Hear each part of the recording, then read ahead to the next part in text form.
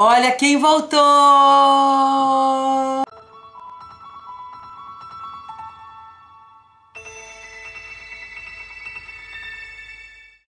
Não garantimos que será semanal ainda, mas estamos na tentativa, não é, Tati? Tentando sempre.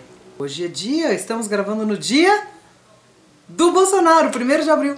Né? Dia oficial da mamadeira de piroca, estamos aqui. No entanto, vocês que estavam esperando que a gente fizesse um vídeo político, estamos fugindo da política. Não é mesmo, Tatiana? Ou não, estamos entrando na política por outro caminho. Por outro caminho, um caminho, digamos, mais metafórico, mais poético. Então vamos por um lado mais metafórico, a gente escolheu um conto para falar sobre ele, para analisar. É um conto que nós duas gostamos muito. No programa que a gente fala sobre 10 livros para ler antes de morrer, esse é um deles. Esse é um deles, né? Não, não é um deles. Não é um deles, mas é do mesmo autor. Do mesmo autor, que é do Cortázar. Júlio Cortázar. Júlio, nós estamos no Brasil, Júlio Cortázar. Mas ele é argentino, não é argentino? Sim, é argentino, mas viveu em Paris muito tempo. Júlio é um conto que chama A Casa Tomada, tá no livro Bestiário, não é o livro que a gente indica. A gente indicou Histórias de Cronópio e de Famas. Ah, Histórias de Cronópio, que também é lindo. Cortázar, se você não leu. É mais que lindo, é engraçado. É. Não, é engraçado e as coisas engraçadas podem ser lindas, tá? Eu, por exemplo, sou linda e engraçada. Então, pessoas lindas e outras pessoas. A gente vai fazer... Do que se trata esse conto? Ele chama A Casa Tomada e se trata de uma casa tomada. Fim do vídeo. É um conto em primeira pessoa que trata de um casal de irmãos, né? Um casamento de irmãos, que ele usa esses termos, que moram numa casa, uma casa muito antiga. E aí o conto, uma grande parte dele é a descrição dessa casa, que eu acho que vale a pena comente. Eu vou... Não vou comentar, vou ler a descrição. Parágrafo. E eu vou fazer aquela cara de interessada.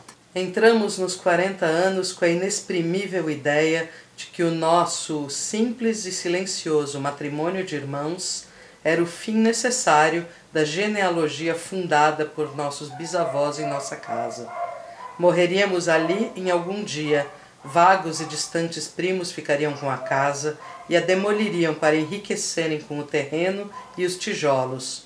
Ou melhor, nós mesmos a derrubaríamos inflexivelmente antes que fosse demasiado tarde. Eu achei que você iria ler a descrição da casa. Eu posso ler também. Mas esse trecho é muito bonito também. A descrição da casa. Lembro-me bem da divisão da casa. A sala de jantar, uma peça com gobelinos, a biblioteca e 3 quartos grandes ficavam na parte mais afastada, aqui da frente para Rodrigues Penha. Um único corredor, com sua maciça porta de carvalho, separava essa parte da ala dianteira, onde havia um banheiro, a cozinha, nossos quartos de dormir e o living central, com o qual se comunicavam os quartos e o corredor. Entrava-se na casa por um saguão de azulejos e a porta principal dava para o living, de maneira que a gente entrava por esse saguão, abria a porta e já estava no living. Tinha dos lados as portas dos nossos quartos e à frente o corredor que levava à parte mais afastada. Seguindo pelo corredor, ultrapassava-se a porta de carvalho e mais adiante começava o outro lado da casa, ou então se podia virar à esquerda, justamente antes da porta, e seguir por um corredor mais estreito que levava à cozinha e ao banheiro. Quando a porta estava aberta, dava para ver que a casa era muito grande. Caso contrário, tinha essa impressão de um desses apartamentos que se constroem agora, onde uma pessoa mal pode se mexer. Irene e eu vivíamos sempre nesta parte da casa. Quase nunca íamos além da porta de carvalho, salvo para fazer a limpeza, pois é incrível como junta poeira nos móveis. Então é uma casa dividida em 3 seções praticamente, né? Parece que ela dá para 2 ruas. Uma parte onde ficava um salão grande, a biblioteca, com gobelinos, que é... Aqueles gobelinos. Aquela tapeçaria francesa. Aquela tapeçaria francesa. E aí tem um corredor que dá para essa parte que tem os quartos e um living, que tem outra entrada da casa, né? E daí tem outro corredorzinho onde está a cozinha e o banheiro. Essa coisa da cozinha ser perto do banheiro é bem de casa antiga mesmo, né? Esse conto é de 46, então era uma casa bem antiga, porque ela já era antiga em 46. Já era dos bisavós. Já era dos bisavós, né? Esses 2 irmãos, eles... No conto eles dizem que eles vivem da renda dos campos, né? Então eles são herdeiros dessa casa e dessa renda. Eles têm uma rotina bastante Idiota. Que de manhã eles fazem a faxina até às 11, aí eles fazem o almoço e à tarde. Irene, que é a irmã, tricota, e ele às vezes vai comprar lã no sábado, e às vezes vai na livraria comprar livros franceses. A frase sobre ela é ótima, Irene era uma moça nascida para não fazer mal a ninguém. Podemos discutir isso. Fora sua atividade matinal, passava o resto do dia tricotando no sofá de seu quarto. Eis que um dia ele vai fazer um chá, é isso, né? Ele se lembra no fim da tarde de fazer um chá e ouve um barulho na parte da casa que fica depois da porta de Carvalho. E ele não questiona o barulho, ele não faz nada, ele simplesmente fecha a porta, fica feliz porque a chave está pro lado dele, tranca a porta e volta pra Irene e fala, tomaram aquela parte da casa. Vou ler o diálogo. Tive que fechar a porta do corredor, tomaram a parte dos fundos. Irene deixou cair o tricô e me olhou com seus graves olhos cansados. Você tem certeza? Disse que sim. Então, disse recolhendo as agulhas, teremos que viver deste lado. Eles vivem um tempo, né? Eles começam a se ressentir um pouco de que eles não têm tempo de pegar nada daquele lado da casa e não acham... É que não chega a ser um ressentimento, eles só falam assim, puxa... eles abrem uma gaveta e procuram alguma coisa que não tá lá, poxa ficou lá, né? Ele diz que logo depois, quase como uma repetição, ele vai buscar água à noite. De noite sinto sede, antes de nos deitar, disse a Irene que ia à cozinha buscar um copo d'água. Da porta do quarto ela tricotava, ouvi ruído na cozinha, talvez no banheiro. Porque o cotovelo do corredor diminuía o som. Minha maneira brusca de parar chamou a atenção de Irene, que veio para o meu lado sem dizer palavra.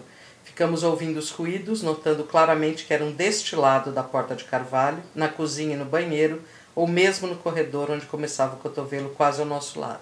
Aí eles, na verdade, eles simplesmente se retiram da casa, trancam a porta e ele joga a chave num bueiro, porque ele acha que ninguém mais vai querer assaltar a casa, porque a casa já foi tomada. Tomaram essa parte, disse Irene. O tricô descia de suas mãos e os fios iam até a porta e se perdiam por debaixo dela. Quando viu que os novelos tinham ficado do outro lado, ela largou o tricô sem ao menos olhá-lo. Você teve tempo de trazer alguma coisa? Perguntei-lhe inutilmente. Não, nada. Estávamos com o que tínhamos no corpo. Lembrei-me dos 15 mil pesos no guarda-roupa do meu quarto. Agora era tarde. Como me sobrava o relógio de pulso, vi que eram 11 horas da noite. Cingi com o meu braço a cintura de Irene, eu acho que ela estava chorando, e saímos assim à rua. Antes de nos afastarmos, senti tristeza.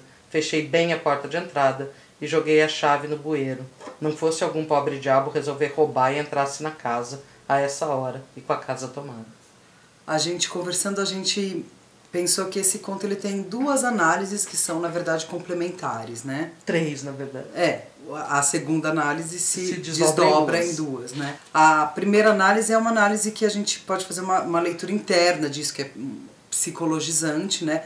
Ainda mais, essa análise ela se reforça pelo fato de ter uma entrevista que o Cortázar diz que ele foi um pesadelo dele e que ele acordou e escreveu... A descrição da casa é a descrição do pesadelo. A descrição do pesadelo e numa tirada só, e acho que até por isso que o conto ele tem todos os contos do Cortázar tem isso, né? Um inusitado que aparece sem espanto, né? A gente se espanta, mas os personagens não se espantam, né? Faz parte do estilo literário, do qual ele faz parte, do qual Garcia Marques faz parte, que é o grande movimento do realismo fantástico da América Latina. Essa análise que a gente pode fazer pensando nessa casa como o espaço interno, de cada um e sempre pensando nessa questão dos limites, onde a gente vê por que eles não reagem a isso, né? Por que isso espanta no conto. Por que eles não reagem?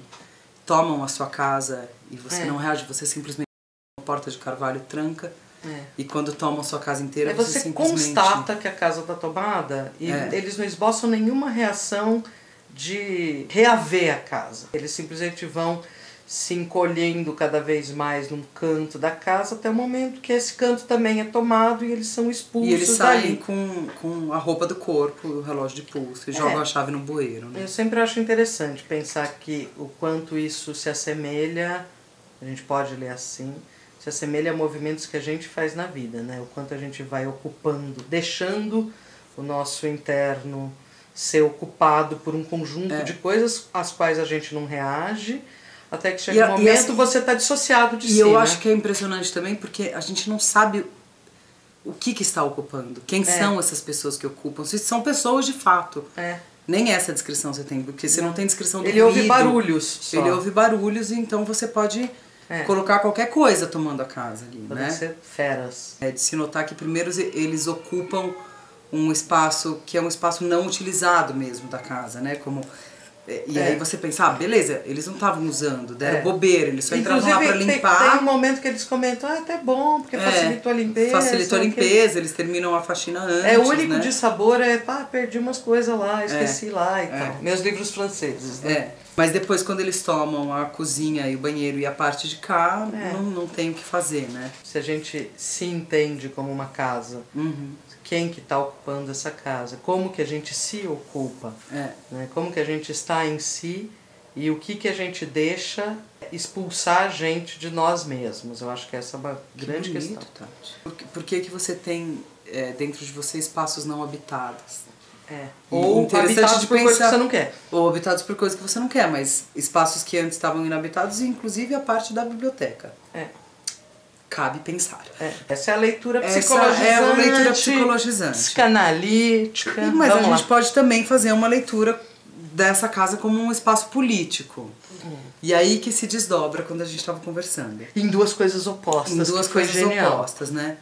Eu acho que tem uma coisa que é própria de um instrumento da narrativa, que quando uma narrativa é em primeira pessoa, a gente se coloca na posição do narrador. Você cria uma empatia com o narrador. E aí você vai ler o mundo com os olhos dele e vai emprestar o seu mundo também a ele. Então você vai fazer essa leitura a partir da sua perspectiva. Eu digo isso porque muitas das leituras que a gente tem da Casa Tomada é uma leitura também... do avanço do fascismo. Do avanço do fascismo, né? De quanto esse fascismo avançou sem que ninguém fizesse nada. É um texto de 46, a Argentina vai entrar numa ditadura mais pra frente, mas a gente tem aí o fim... Já tinha tido fascismo italiano, nazismo, então tem essa ressonância disso, né? Eu tô falando isso porque, na verdade, as leituras da ascensão do Hitler e tal, são dessa época ou posteriores, né? Isso está muito recente para a gente ter um distanciamento crítico, que compreendesse exatamente o que e porque o Cortázar não é exatamente um autor político militante, né? Dá para fazer essa leitura, não acho que isso passa despercebido para ele, né? Mas como também vem de um pesadelo, talvez essa leitura psicológica seja até... A grande questão é que o interno e o externo se conversam, né? Quer dizer, obviamente qualquer psicanalista meia boca perceberia que de repente o pesadelo dele pode ser resultado de temores, de um contexto político de medo, e tal. Claro.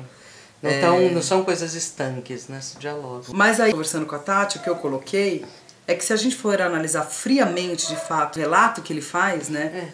A gente começa a olhar para as condições materiais ali desse casal de irmãos, né?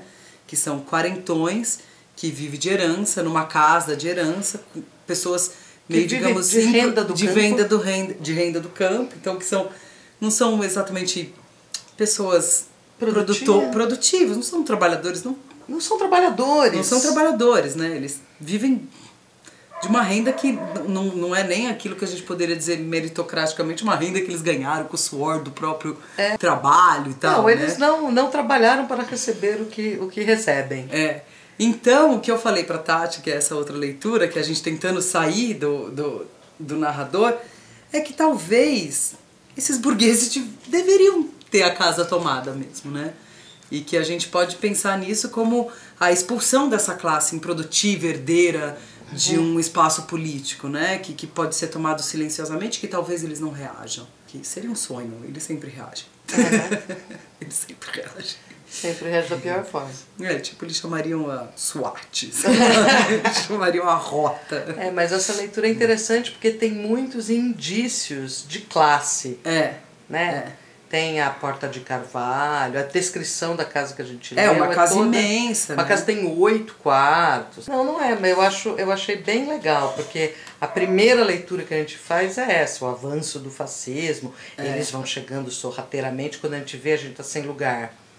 Mas quando você vê todas as marcações de classe social que tem aí, e do ócio dessa classe. É uma classe improdutiva. Parece o Brás Cubas, sabe? Exatamente. É essa classe que vive, é escravocrata mesmo. Então, por que tem que ter essa casa? Eles não fazem nada, eles nem ocupam a casa. Né? E o quanto a gente pode pensar nessas forças que tomam a casa como as nossas forças, né? Porque não tem marcação do que toma a casa, o que toma a casa. Né? É bem legal. Vou deixar o link, esse texto tem tudo quanto é um monte de site, porque é um conto curto, né? Vou deixar o link aqui na descrição para quem quiser ler, é um conto que vale a pena. Como vale a pena se enveredar, para quem não leu Cortázar, espero que seja uma boa porta de entrada. Ressaltando uma coisa, Ana, que eu acho que às vezes quando a gente se dispõe a ficar discutindo só a pauta política imediata, é a gente se lembrar que a literatura e as artes dão um instrumental muito... Recurso, né? Dão um recurso simbólico para a gente compreender o que está acontecendo, para traçar caminhos, estratégias. Não é perfumaria, né? Porque senão a gente fica só lendo texto jornalístico. Não, e vai nem ficando texto jornalístico a gente lê mais, Tati. A gente lê post de Facebook e Twitter. Deprê, um excesso de informação.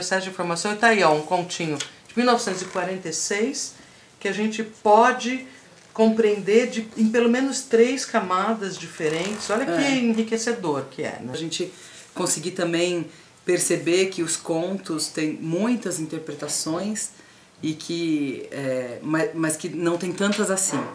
Exatamente, os limites da interpretação. Então a gente está fazendo até uma interpretação que eu, por exemplo, nunca tinha lido. Tomar materialmente esses burgueses assim, mas tem limites, a gente não está extrapolando os limites. Assim como a história também tem limites de interpretação. Tem alguns tipos de revisionismo que não dá para encaixar. Isso aqui também não é sobre feminismo.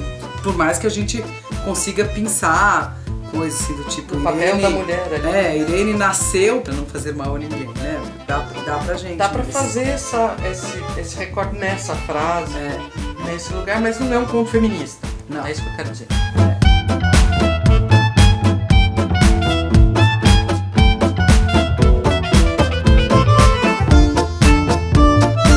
Porque isso faz parte das estratégias de resistência que a gente tem que ter. Sim. Ler. Porque lendo atingir bom senso. Amo.